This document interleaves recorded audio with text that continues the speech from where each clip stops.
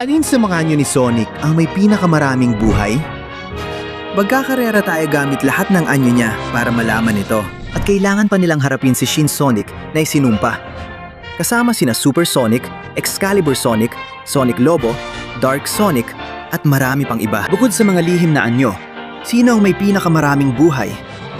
Alamin, huwag kalimutang mag-like, mag-subscribe at i-activate ang kampanita para magkaroon ng buhay tulad ni Sonic. Tara na! Maligayang pagdating sa channel ni Leon Picaron. Mag-like, mag-komento at mag-subscribe. Sundan din ako sa social media. Mga link nasa description. I-activate ang kampanita sa isang pindot lang. Maghanda dahil magsisimula na ang palabas. Panoorin ang video kung nagustuhan mo ang kanta. Ayos mga kaibigan. Maligayang pagdating sa napakagandang video na ito ng Minecraft. Dahil gaya ng alam nyo, lahat ng anyo ni Sonic ay haharap na yon sa matinding obstacle course ng kamatayan. At mag-iingat dahil may mga bagong nakamamatay na sandata, isang bagong napakadelikadong kalaban, at malaki ang magiging kapalit para makarating sa portal ng kaligayahan. Maganda na para makakita ng isang epiko at makasaysayang pangyayari at ma-unlock ang mga lihim na karakter. Siguradong magugustuhan nyo sila, pangako ko. Kaya unang-una, syempre, kailangan nating simulan sa base form. Si Sonic ang Hedgehog. Kaya narito si Sonic, handang makita kung ilang level ang kayaning tiisin. Sa 3, 2, 1, ilabas ang kanyang kapangyarihan. Ayan na siya. Sige, iwasan ng mga patibo ang astig. Kahit na medyo tinatamaan siya ng apoy dyan. Tara, pumunta siya sa tubig at sa ngayon ay nabubuhay pa. Tingnan natin ang mga cactus. Ay Sonic, tiisin mo kaibigan! Tiisin mo! Tara! Kaya mong makalabas sa mga cactus. Tara na, ang galing mo! Ayon, nakalabas na siya sa cactus. Nahulog pa!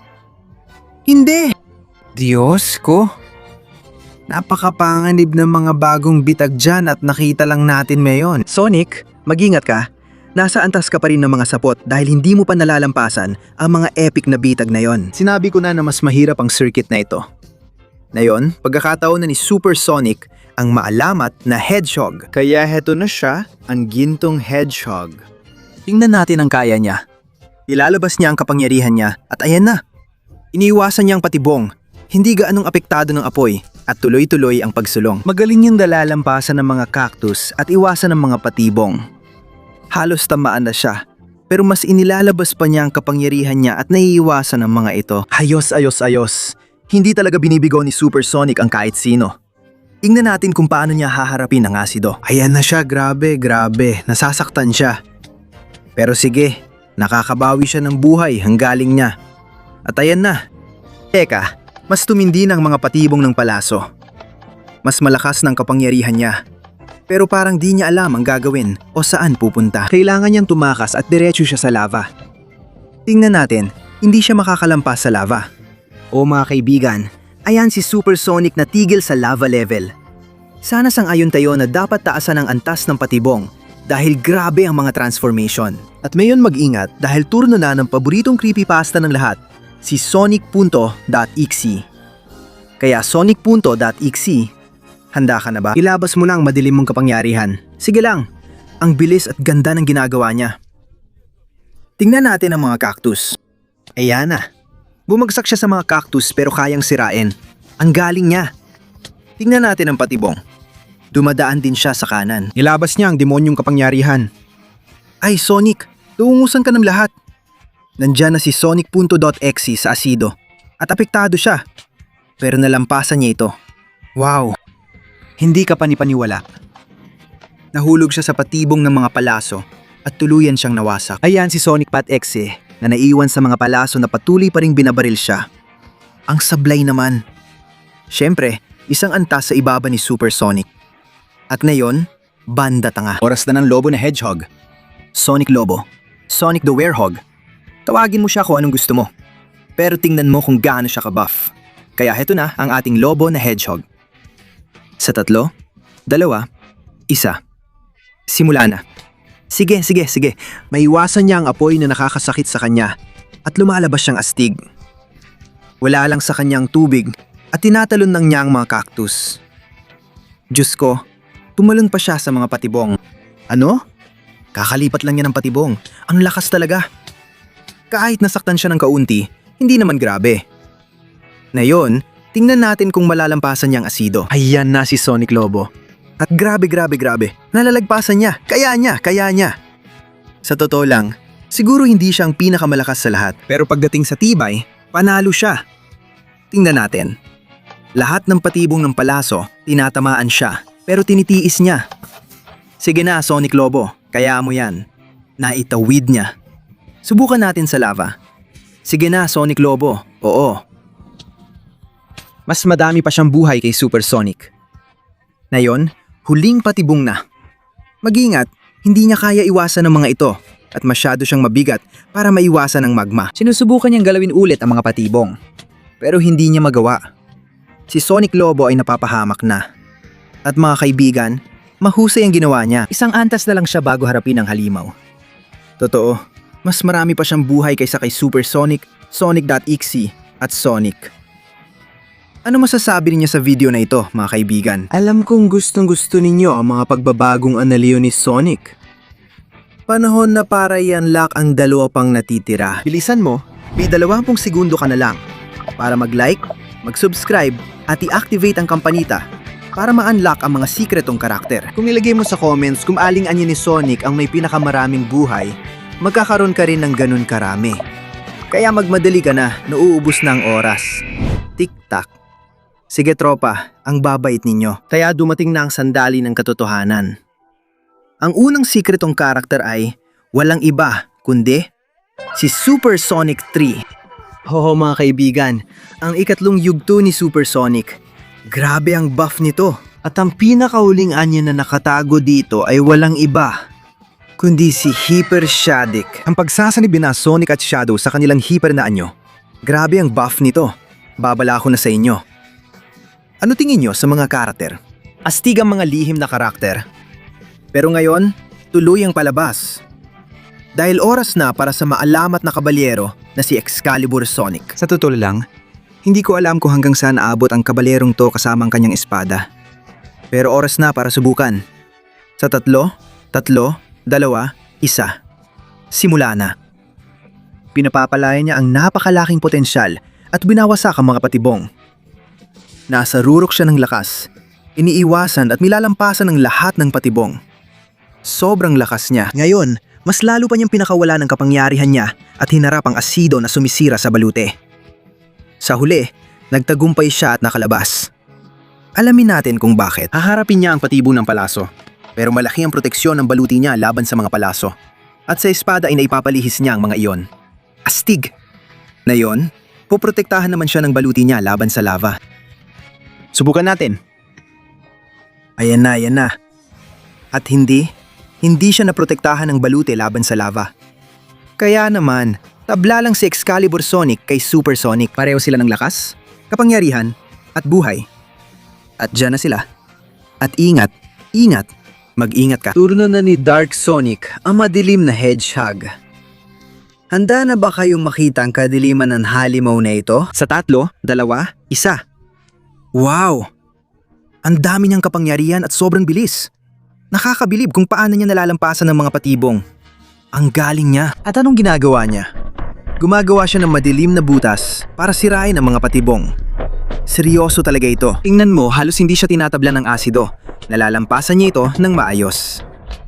Ayan na ang mga palaso na talagang nakakaapekto sa kanya. Pero kaya niyang ibalik ang buhay niya gamit ang madilim niyang aura.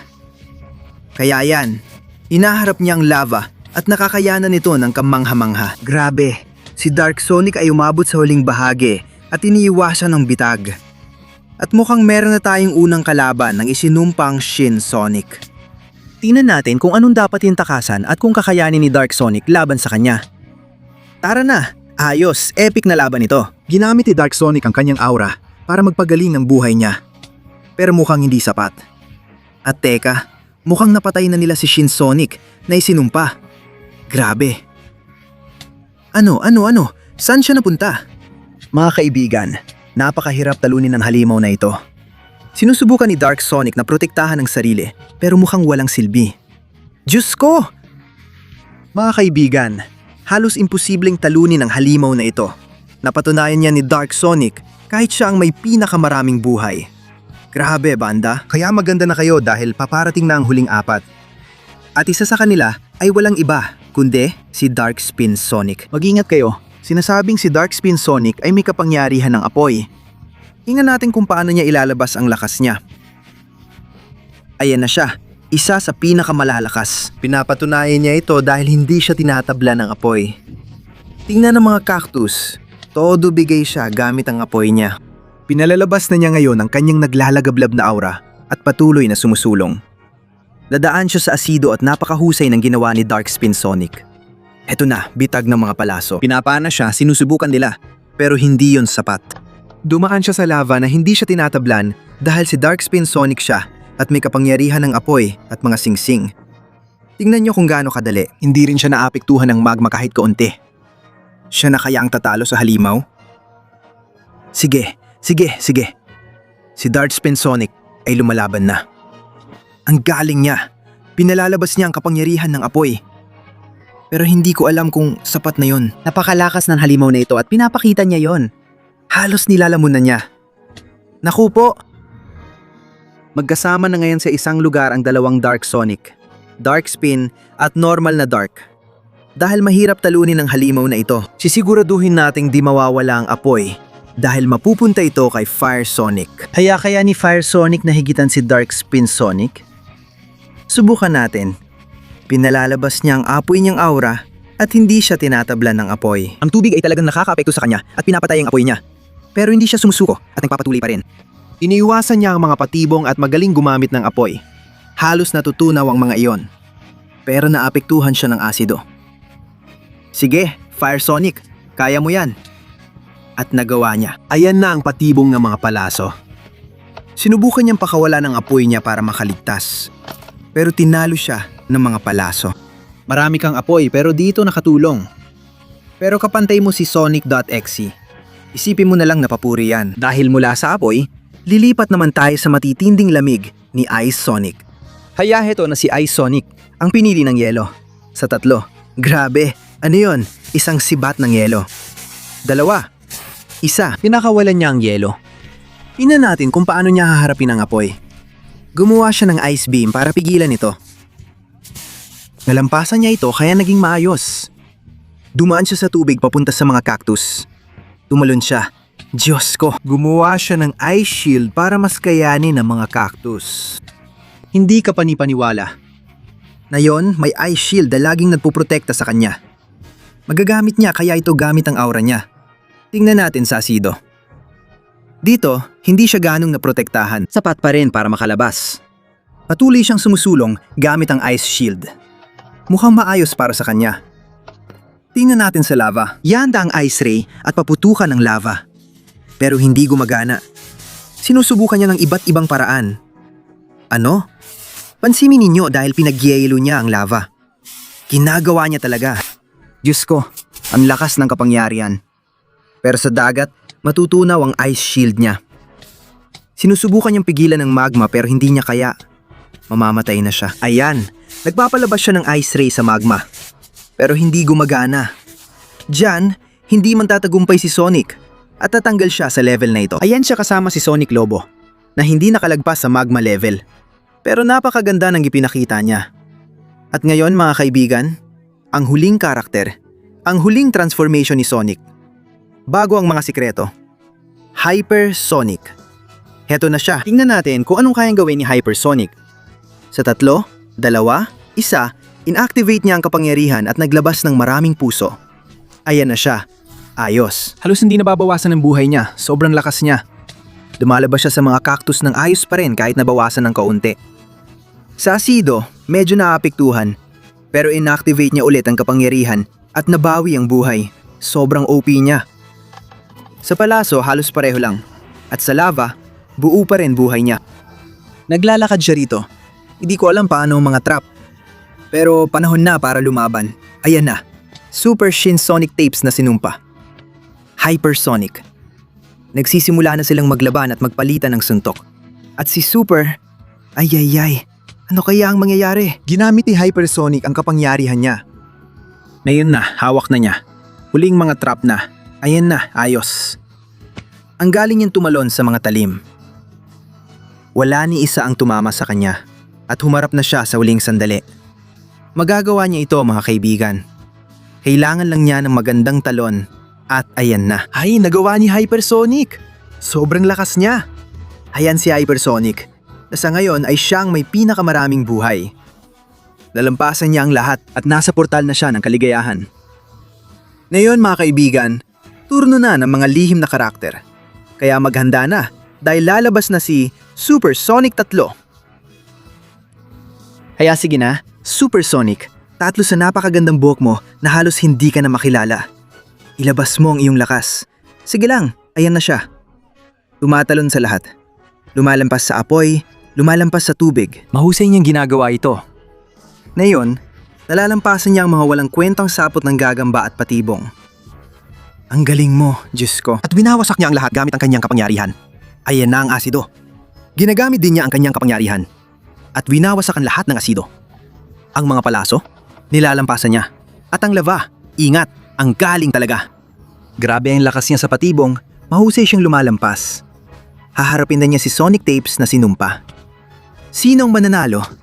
Epikong laban ito. Ingat siya. Mukhang natatamaan at marami siyang kinatanggap. Pantay ang laban at di ko alam kung sino ang mananalo. Pero mag-ingat dahil pinapakawala ni Supersonic 3 ang kapangyarihan niya. Kahit marami siyang natatanggap, ibinubuhos niya lahat. Nabawasan man ang buhay niya, lumalaban pa rin siya. Ang galing niya, Diyos ko. Nagawa niya. Natalo na niya ito. Hawak niya na, malapit na yun makuha. Nilalampasan niya ang mga patibong, ang galing niya. Uy, ang daming patibong. Oo, hindi! Ang pambutas na pambayo. Hindi. Nasipsip siya nito. At mga kaibigan, nandyan si Supersonic 3 na muntik ng manalo. Pero hindi niya nalampasan ang huli niyang kasama. At mga kaibigan, narito, maghanda na kayo. Dahil narito na ang tunay na ultimate na Sonic. Ayan na siya, Hyper Shaddick. Ano? Anong ginagawa niya? Grabe. Ano yung kapangyarihan na yan? Ano yung lakas na yan? Diyos ko. Ayan na mga kaibigan. Nilalampasan niya lahat ng pagsubok sa gusto niyang paraan. Tingnan nyo, maglalaan pa siya ng oras para tapusin ito. Pinakawalan niya ang buong kapangyarihan niya. Sige, palabas na. Ganun lang kadali. Ganyan ang tamang paraan. At ipinakita niya kay Hypersonic kung sino ang boss. Kaya ngayon, totoo na talaga. Mayroon tayong bagong at tunay na kampiyon. Sa huling pwesto, si Sonic sa kanyang normal na anyo. Sunod, si Sonic.exe at Fire Sonic. Pagkatapos, si Supersonic at Excalibur Sonic. Pagkatapos nila, si Sonic Lobo at Ice is Sonic. Haharapin nila ang isinumpang Shin Sonic, si Dark Sonic at Dark Spin Sonic. At sa huling antas, Sonic Super 3 at bilang malinaw na nagwagi. Walang duda. Hypersonic. Natinalo niya si Hypersonic ng mag-isa. Kaya, mga kaibigan, ganito natapos ang karera para makita kung aling anyo ni Sonic ang may pinakamaraming buhay. Kung nagustuhan nyo, mag-like, subscribe at i-activate ang kampanita. At ilagay sa mga komento kung sino-sinong iba pa mga karakter ang gusto nyo makita na haharap sa hamon na ito. Ngayon, talaga namang magpapaalam na ako. Magkikita tayo ulit sa susunod para sa mas marami pa. Paalam.